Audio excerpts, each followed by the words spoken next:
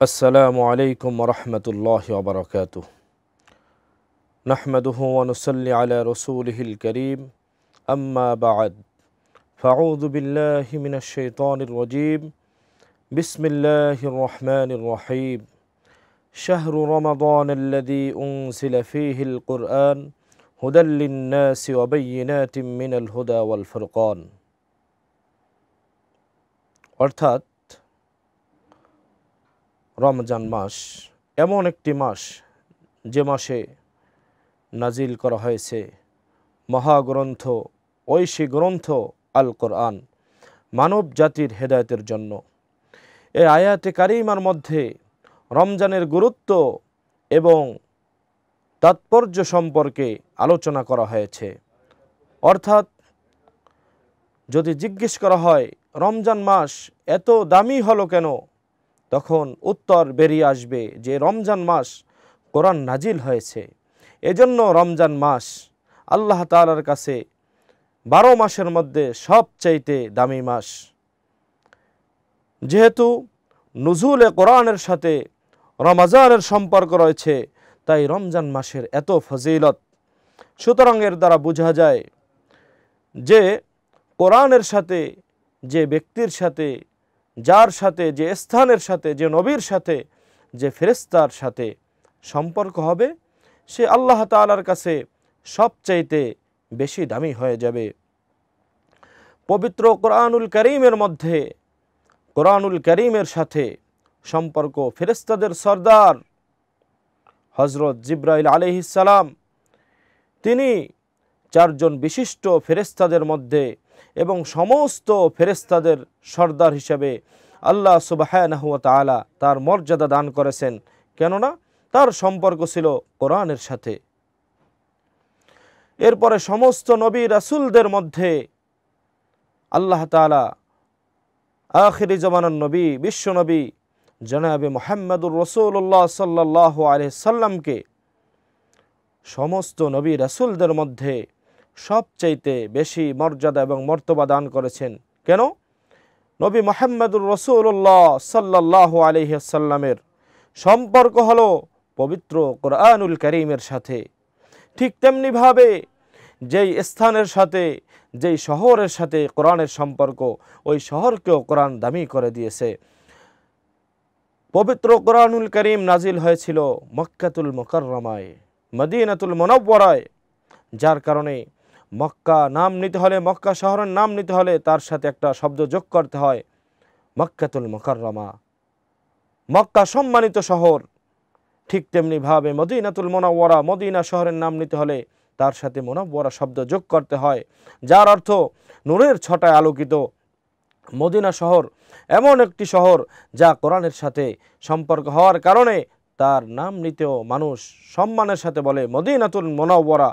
ঠিক তেমনিভাবে যে রমজান মাস যার সম্পর্ক কোরআনের সাথে রমজান মাসের সম্পর্ক হওয়ার কারণে আল্লাহ তাআলার কাছে এই রমজান মাস সবচাইতে দামি হয়ে গেছে। সুবহানাল্লাহি ওয়া বিহামদি। ঠিক তেমনিভাবে এই রমজান মাসের সম্পর্ক যদি আমাদের সাথে হয়, আমাদের সাথে যদি রমজানের সম্পর্ক হয়, তাহলে আমাদের সম্মান, মর্যাদা আল্লাহ তাআলার কাছে অনেক অনেক বেড়ে যাবে।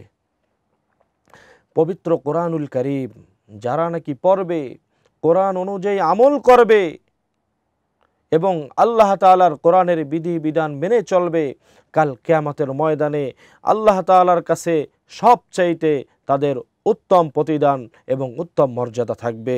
প্রিয় উপস্থিতি, মুহতারাম হাজিরিন, ভাই এবং আমার বোনেরা, পবিত্র কোরআনুল কারীম এমন একটা ঐশী গ্রন্থ যে কোরআনের শিক্ষা, কোরআনের আদব, আখলাক একটা খারাপ মানুষকে মুহূর্তের মধ্যে ভালো বানিয়ে ফেলে। কোরআন এমন একটা কিতাব যে মানুষের অন্তরের ভিতরে যত কুফরি, খারাপ কিছু থাকে সব কিছু পুড়িয়ে ছারখার করে দেয়। এজন্য দেখবেন যারা নাকি কোরআন পড়ে, কোরআনের হুকুম মানে, তারা সব সময় নরম দিলের মানুষ হয়। আর যারা কোরআন থেকে দূরে সরে গিয়েছে, তাদের অন্তর পাথরের মতন মজবুত হয়ে যায়, পাথরের মতন শক্ত হয়ে যায়, তারা বিভিন্ন সময় গুনাহের কাজে লিপ্ত হয়ে যায়। মানুষ যখন নাকি কোরআনের শিক্ষা ভিতরে থাকে তারা তখন একটা ভালো মানুষ, একটা খাঁটি মানুষ হয়ে যায়, আল্লাহওয়ালা হয়ে যায়। আল্লাহ তাআলা রব্বুল আলামিন বলেন যে আল্লাহ তাআলা রব্বুল আলামিন যারা নাকি কোরআনের হুকুম মানে, যারা নাকি কোরআন অনুযায়ী জীবন বিধান পরিচালনা করে, আল্লাহ তাদেরকে অনেক পছন্দ করে। হাদিসের মধ্যে আসছে একবার জান্নাত এবং জাহান্নাম তর্কে লিপ্ত হলো। তর্কে লিপ্ত হওয়ার পরে তারা বলতে লাগলো, জান্নাত বলতে লাগলো জাহান্নামকে, আবার জাহান্নাম বলতে লাগলো যে আমার কি হয়েছে, আমার ভিতরে কেবল দাম্ভিক অহংকারী লোকদেরকে প্রবেশ করানো হচ্ছে। জান্নাত বলতেছে আমার কি হলো, আমার ভিতরে কেবলমাত্র দুর্বল নরম লোকদেরকে প্রবেশ করানো হচ্ছে। তখন আল্লাহ সুবহানাহু ওয়া তাআলা হাদিসে কুদসির মধ্যে আল্লাহ তাআলা বলেন, আল্লাহ সুবহানাহু ওয়া তাআলা বলেন, হে জান্নাত, হে জান্নাত তুমি শুনে রাখো, তুমি আমার রহমত, আমার রহমতের মাধ্যমে আমার বান্দা বান্দীদের যাকে আমি চাই তাকে শান্তি দান করি, তার উপর রহমত নাজিল করি। হে জাহান্নাম তুমি শুনে রাখো, তুমি আমার আযাব, তুমি আমার গজব, আমার বান্দা বান্দীদের মধ্যে যাকে চাই আমি জাহান্নামের মাধ্যমে শাস্তির সম্মুখীন করি। আল্লাহ তাআলা আমাদেরকে কোরআনের শিক্ষা গ্রহণ করে, কোরআনের হুকুম, কোরআনের বিধান মেনে পারিবারিক সামাজিক রাষ্ট্রীয় জীবনে কোরআনকে মেনে আল্লাহ তাআলার জান্নাতি বান্দা হওয়ার তৌফিক দান করেন, আমিন। ঠিক তেমনিভাবে যারা নাকি অহংকারী তাদেরকে আল্লাহ তাআলাও পছন্দ করে না। অহংকার একমাত্র আল্লাহ তাআলার চাদর, মানুষের জন্য অহংকার করা খাটে না। কিয়ামতের ময়দানে বলা হবে, আল্লাহ তাআলা বলেন ফাদখুলু আবওয়াবা জাহান্নামা খালিদিনা ফিহা ফাবিসা মাসওয়াল মুতাকাব্বিরিন। জাহান্নামীদেরকে বলা হবে, অহংকারীদেরকে বলা হবে তোমরা জাহান্নামের মধ্যে প্রবেশ করো। কোরআনের শিক্ষা গ্রহণ করে, কোরআনের হুকুম মেনে, কোরআনের হুকুম মোতাবেক জীবনকে সাজিয়ে দুনিয়া এবং আখিরাতে আল্লাহ তাআলার নৈকট্য এবং কামিয়াবি হাসিল করার তৌফিক দান করেন। ওয়া আখিরু দাওয়ানা আনিল হামদুলিল্লাহি রাব্বিল আলামিন। আসসালামু আলাইকুম ওয়া রাহমাতুল্লাহ।